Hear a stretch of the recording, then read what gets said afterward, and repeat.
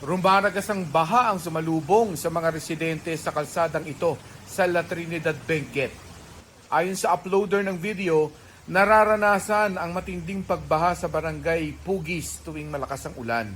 Di rin nakaligtas sa baha ang main road ng barangay Tawang kahit mataas na ang lugar.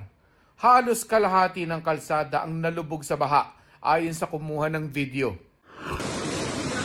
Rumaragasa rin ang tubig sa alternatibong rutang ito sa Tublay. Isa-isang inalalaya ng mga tumatawid dahil madulas na at maputik. Kaya pinapayuhan ng mga dadaan na magsuot ng proper footwear o rubber boots. Sa lakas ng ulan, nagkaroon ng debris flow sa Kapangan Road sa bayan ng Kibungan. May halong maliliit na bato at putik ang bahang dumadausdos sa kalsada. Ayan, kung inyong makikita. Ayan, yung gumuho. Dahil sa pag-uulan na nagpalambot sa lupa, gumuho ang isang retaining wall malapit sa boundary ng barangay New Cabalan at Old Cabalan sa Olongapo City.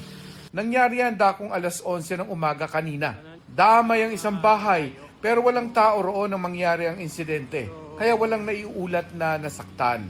Pansamantalang isinara ang kalapit na kalsada dahil sa posibilidad din ng pagguho. Niragasa ng flash flood ang dalawang barangay sa Pangasinan sa kasagsagan ng malakas na pag-ulan kagabi. Nagmistulang ilog ang kalsadang ito sa bayan ng Labrador. May mga kalsada ring nalubog sa Bugalyon.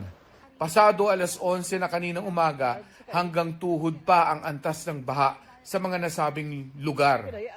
36 na barangay mula sa 7 bayan at isang lungsod sa Pangasinan ang binabaha pa rin. Binabaha pa rin ang ilang barangay sa Calasiao. Patuloy na binabantayan ang antas ng Marusay River na nasa above critical level. Mark Salazar, GMA News.